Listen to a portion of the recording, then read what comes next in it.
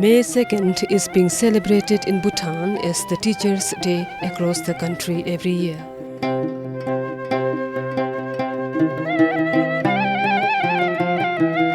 The day this year was like never before. It was very special because it not only marks 50 years of Indo-Bhutan friendship, but also the event was graced by more than 40 retired teachers from our closest friend and neighbor, India, who have a very big hand in laying the very foundation of modern education in the country in the early 60s.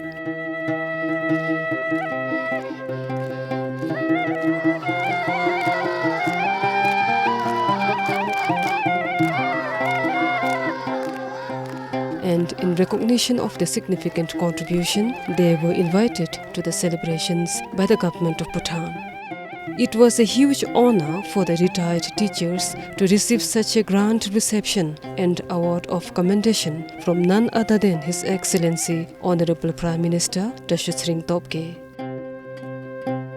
Among the recipients was 87 years old Mr. R. Krishnan, oldest among the retired teachers who had come to attend the historic event.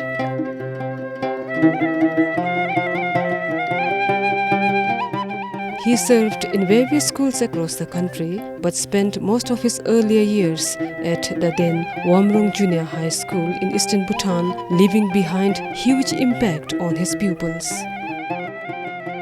The celebration was a humbling moment for Mr. R. Krishnan on the one hand.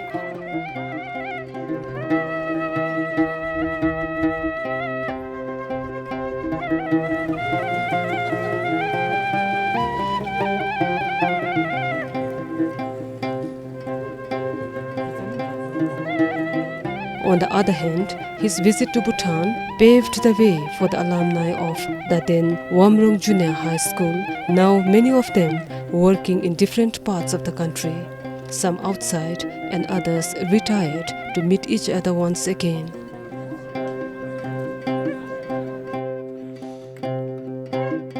Many of them had even lost contact with each other for several years, and they attributed their reunion to Mr. R. Krishnan.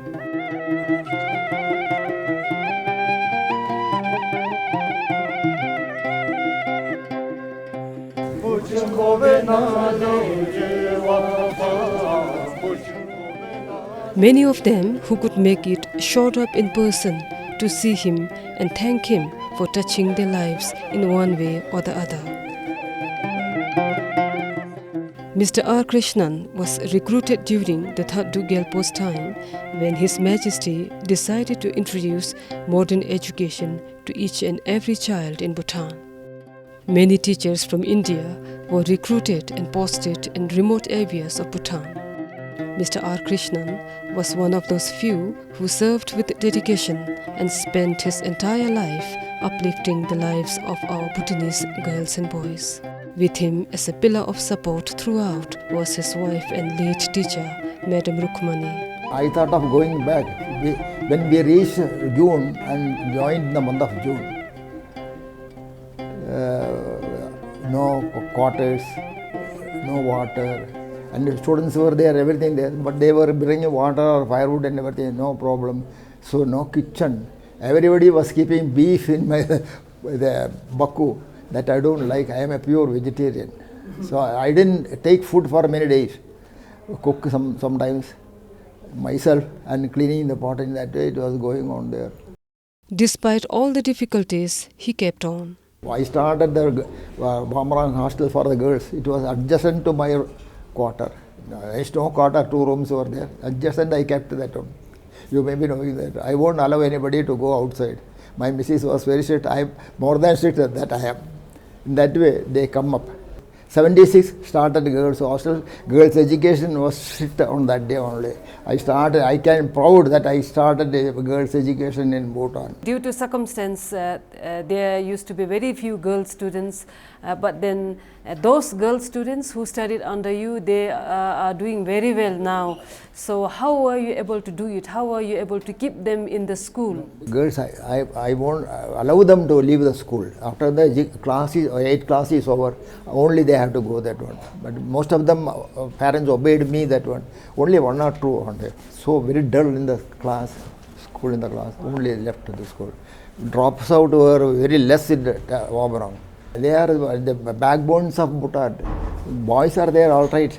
Girls must come up. Then only others will. Now they are feeling that one.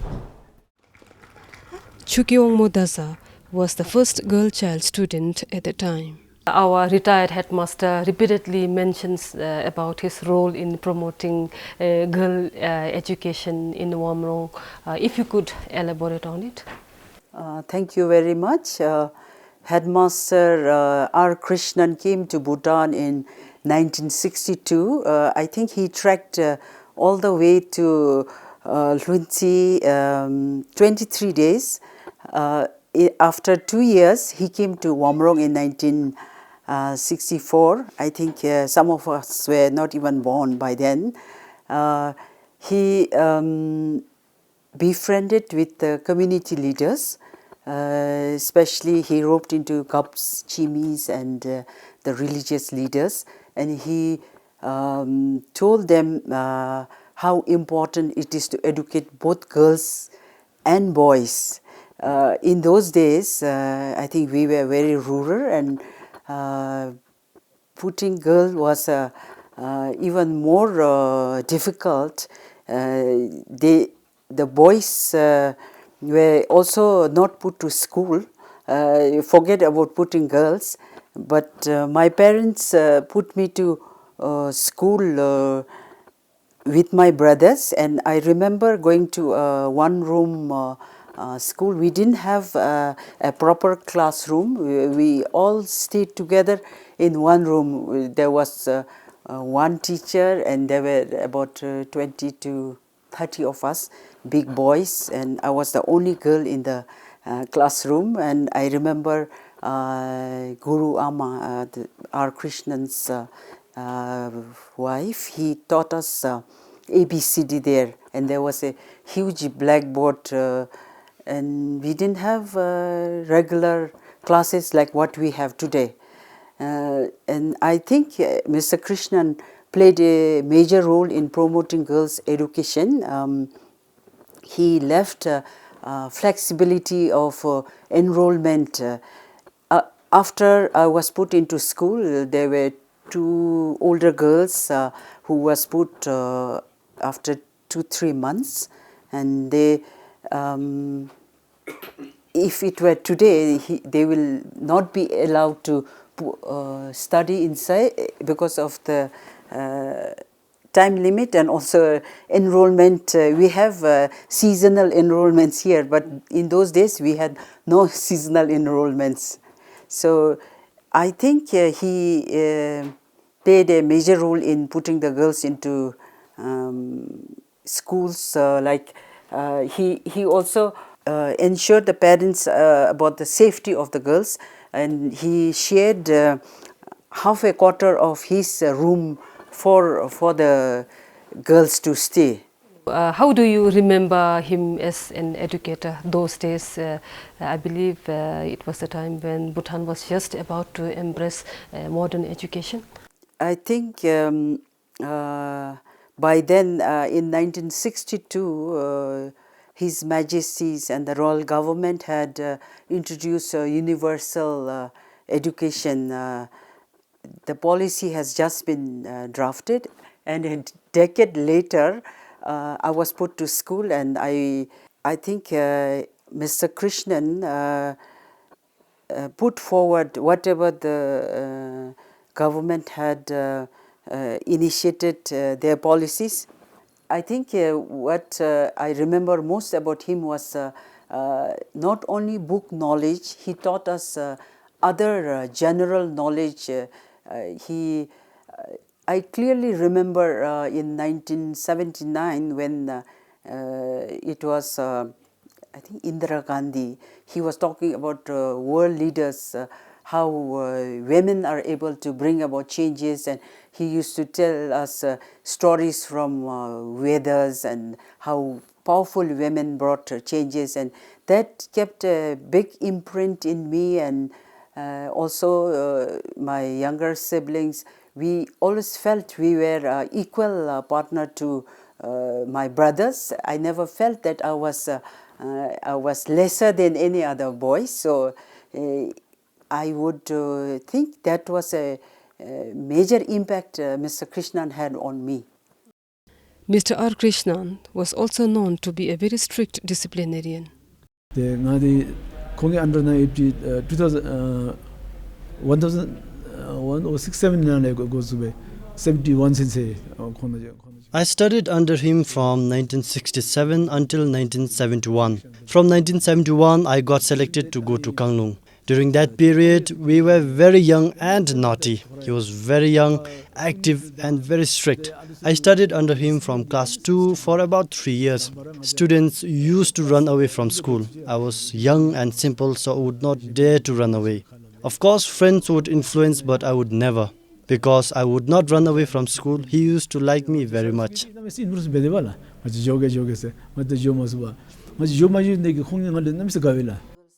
Dechenchimi, who now works with the United Nations office in Bhutan, would like to attribute for what she is today to Mr. R. Krishnan. How has our retired headmaster R. Krishnan touched your life then and now? I think when you ask me that question, it takes me back to 1970s. Hadn't it been Mr. R. Krishnan and his wife, me and my sister would not have been able to be educated. Because in 1970s, my father is a civil servant. He was a civil servant by then. He had an accident. So he had a very severe accident, and my mother had 3 children at that time, and she was pregnant with the 4th one. So the brother was left with grandparents, and she really did not find a place to leave me and my sister. So when she was going to Wamrong village, we had to pass Wamrong school when you go to my village, she found this place who was taking care of children, including some girls. No? Then she thought, maybe I'll put my 2 girls under the care of this teacher, both madam and headmaster. They used to be so strict, no? And that's how I started my education. I was not put to that place to really for educating, but accidentally we were put there under the care of headmaster and our Madam Rukmani. Since my mother was challenged with taking care of my sick father who had an accident and also other children. So that's how my sister and I happened to be in that school accidentally. And ultimately when other children were going to school, we went to school with them, we ate with them, So that's how the very education, the foundation of education in my life started from headmaster and madam having to take care, babysit us, So it's an incredible touch in my life by headmaster and madam. Thank you so much. How was the teacher-student relationship those days? Teacher-student relationship those days, I think all of us know that it was a very strict environment. Very strict in the sense, very strict discipline. We used to get up at 3 o'clock to have a dawn study. We used to study from 3 to 4, 5, then have cup of fika. Then after that breakfast. Anyway, the teacher-student relationship was very based on a very strict discipline, and teachers used to really discipline us in everything from the way we sat in classes to how we ate, the long prayers we had to say before the meals, especially when the days were so rainy, how cold Wamrong is, no? and our hot food will be steaming in front of us, and the long prayers we had to say. I just want to say that like the strict discipline that they had imposed on us really built a very stronger teacher-student relationship. Today you say, I cannot just go and do anything I like in front of my teacher. For example, drinking a cup of alcohol or wine. I still do outside of them because I don't have that guts to drink in front of them. That's the type of respect they showed us to have, through strict disciplining us. So how has it shaped you as a student, as a person, and now as a working woman? No, as a student, had it been such a strict discipline at that time, it was not compulsory for us to go to school.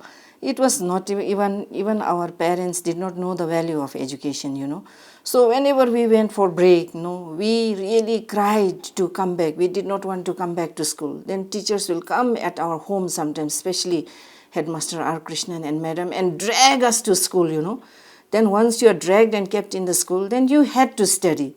I remember, early in the morning how I was made to learn those multiplication tables, which I use every day. When I go to Sabji market, I don't have problem. I don't need to take out my mobile phone to calculate how much balance I have to get, the multiplication tables that we were made to memorize, the division that we were asked to do every day. So these are some of the basic application from Wamrong days till now I apply. Now when it comes to a relationship in my professional life with my colleagues, from such kind of discipline that I had, I am able to maintain that strictness first to myself because I know what it is to be strict, how it is to be disciplined. And when you are disciplined, I think most of the toughest works get done. So that is how I apply in my professional life too. So going back to teacher-student relationship, how has it changed or how is it changing? Now I see like teacher-student relationship is basically based on a very friendly relationship these days. I see my children, how they can call teachers on a mobile. When I was going to school, that we never had phones or mobiles, but we used to push each other, even to ask permission to go to bathroom. That was the type of fear that we used to have in our teachers. And maybe that fear also did us good because we knew that something will come up, something severe will come up if we did not perform. That's why there was no room for failure. We always performed well, and when you are not given much choices, you really have to perform. And if we really work hard, human beings have the ability to perform. That's what I have realized. And now today, if you look at the student and the teachers, including my children, I see that they have a lot of choices. They are okay if they don't study multiplication table, they can always use mobile phone, they can always use calculator. And I have passed my college without using a calculator. And now my children are young and they use calculator. I see some of the values that we went through should be brought back so that we really don't depend on external components such as calculators. Honestly, Bhutan does not produce calculators, no? We really have to depend on small instruments such as calculators. We need to import from others. But if we make use of our brain like we did, I don't think we need to import small equipment such as calculators, which will really encourage our young people to use our internal brain, internal critical awareness, critical thinking to really meet the needs of external demand, Okay, thank you so much. It's very enriching. Anything you would like to add? I just want to say that it was a wonderful opportunity for us to meet this headmaster after 38 years. I haven't seen him for 38 years ever since I went from Wamrong. And it was an incredible initiative from His Majesty and our government.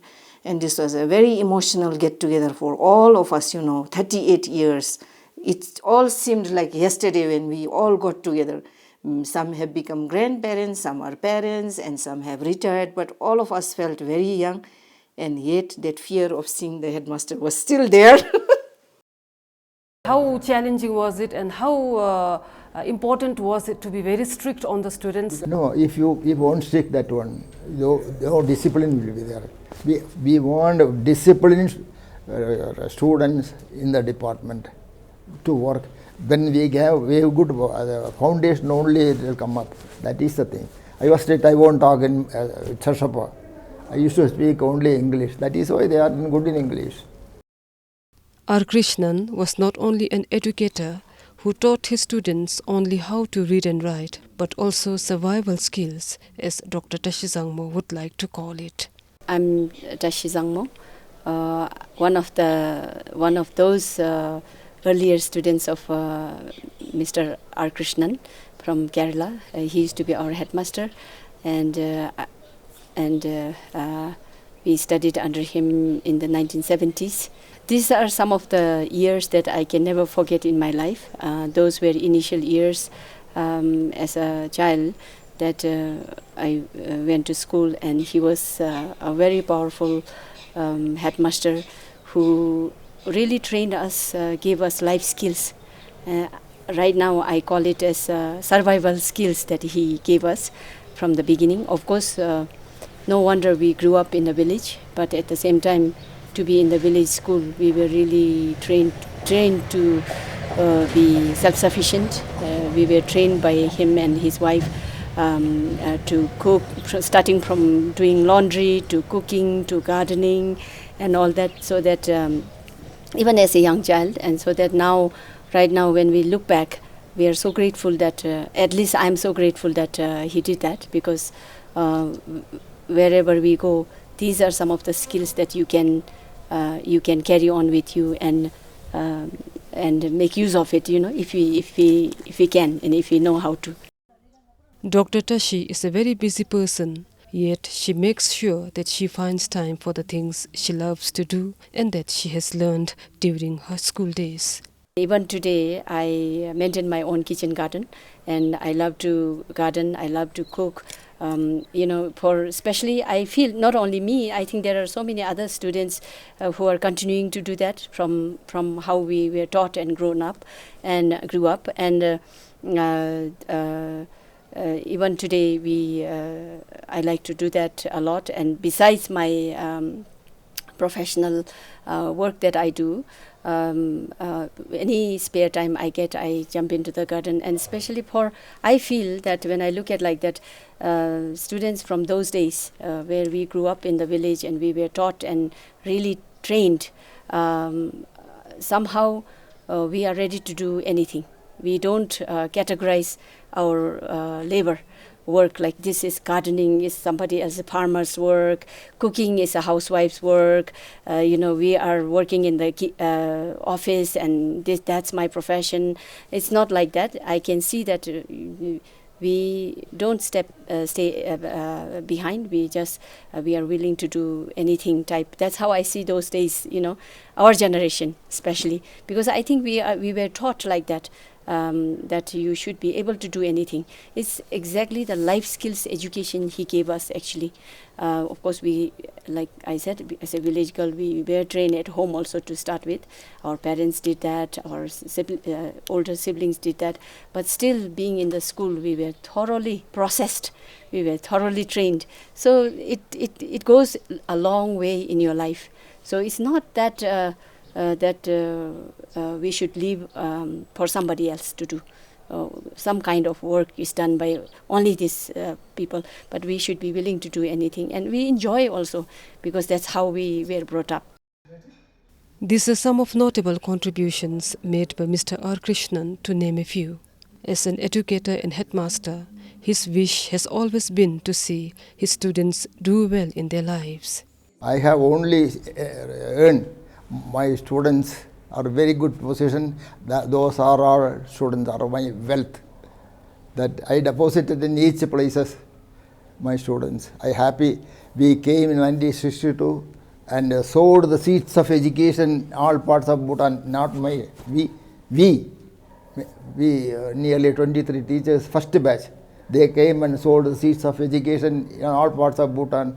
Now the harvest was over, and I have come here to see how the harvest is going on there, how my students are doing, what they earned from from the school. In that way, I am very happy. I thank His Majesty and Government of Bhutan and Government Education Department to arrange such a great and noble camp over here to arrange to collect all the older teachers over here. This is the first nation in the world, the first nation in the world, the first nation in the world to facilitate the older teachers.